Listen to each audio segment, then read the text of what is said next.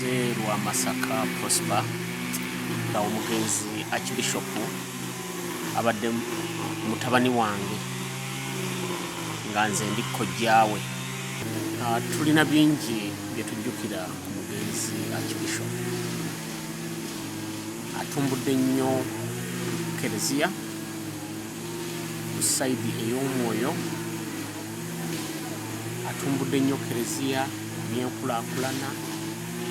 Tujjukira bulungi nti yatandika essaza lye Kasana Luweero, tumwenyumirizaamu olw'amasomero ate n'okubeera ekyokulabirako eky'ekitalo ku sayidi ey'ebyomyoyo ne mu njigiriza ye nga bw'ayigiriza owulira ddala nga wamma okwatiddwako, ate nga mumalirivu, ate nga mwanjulukufu, ali straight, nga ekigambo akikubuulira nga bwe kyandibadde. Mikadde Robert musajja wadde wa kisa. Mabega yali yateekawo pulojekiti y'okuzimbira abantu amayumba ng'osasulayo mpolampola. Musajja yali afubye n'okutukolera oluguudo, yali agambye oddibwa mu koolansi, naye olw'emisoso egy'enjawulo ebya gavumenti bikine biremwa bulemwa. Ate ne wano abadde atuyamba ffe nga buli lunaku olukulu wano atuwa emitwalo 10,000 nga bamulirwana, n'ayisaamu ebbaasa n'atuwa emitwalo 10,000, naye twewunyiza nnyo nti omusajja oyo afudde. Nze Nantege Grace. Kakati nze omusajja omwami ono kimumanyiiko, musajja muyambi, abadde atufaako nnaku enkulu bwe zituuka atuleetera ettu lyaffe n'atulabirira n'atuyamba. Nze yayamba n'omwana wange yali afa, nemutwale okumujjanjaba, yali azimbye oluba n'amunjanjabira bulungi nnyo, buli kimu n'akikolako. Bannaye babadde nfeenanfe waffe, mukwano gwaffe, era bannaye tulabye nnyo.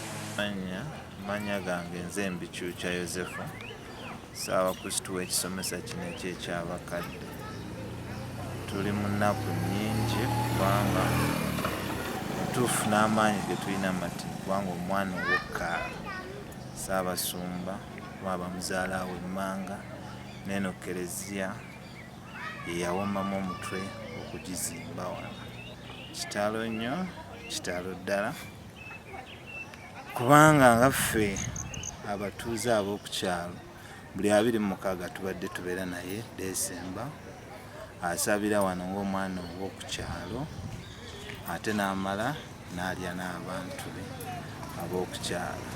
Ndowooza eno Kereziya ye parish kati ey'Ekyabakadde, naye awali Kereziya entono ojja kutuukawo olabewo we yali yakafuna n'obwa bishop, kyekigere kye yasooka okutokola ki okulinnyawo, mwe yabatizibwa, mwe yasomera emisomo, bwe tutyo bwe tuli.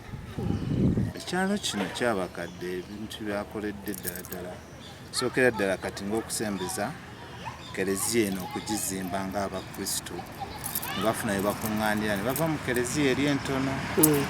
Kirala agezezzaako nnyo mbaganya ebyensoma ekisomero eryo erya Cyprian Kyabakadde secondary okulisembeza kubanga lwali tewaliwo secondary ya kumpi. Ebimu ebirirwa nga bimujjukirwako. Amanya gange bambita Father Kasereka Kisangani Pierre, bwana mukulu ow'Ekyabakadde.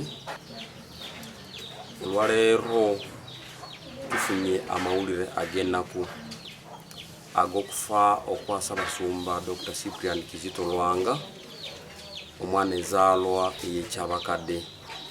Kitalo nnyo, kitalo ddala, era tunyoleddwa nnyo kubanga tufiiriddwa taata waffe, tufiiriddwa omuzadde. Kitalo nnyo, yasazeewo okugenda mu mazukira ga Mukama waffe Yesu Kristu, era tusaba atusabire. Ekyalo kilamba era abantu banyoleddwa nnyo kubanga yoyo abadde atuwulirira nnyo, yoyo abadde ayamba abantu mu ngeri ey'enjawulo, n'ekyalo kilamba okukubiriza abantu okwagala n'okwagala okukola emirimu. Naye kakati era tusaba Mukama Katonda amuwumuze emirembe. as a person who have St. Cyprian High School here, and he has been helping many people in different ways. We have different groups like CRUDEP. He has been helping people, giving advice, and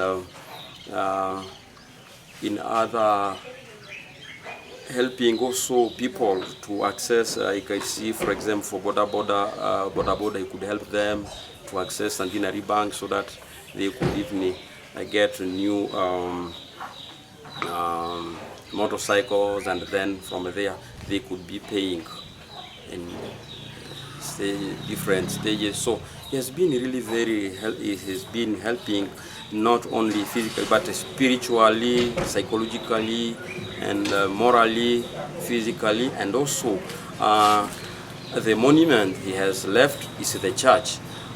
When the congregation took over, we found the church already at the wall plate, and it's there. So when you can go even around the diocese of Lugazi, you can see that Kyabakadde has a very beautiful church. So those are some of the development he has left for us.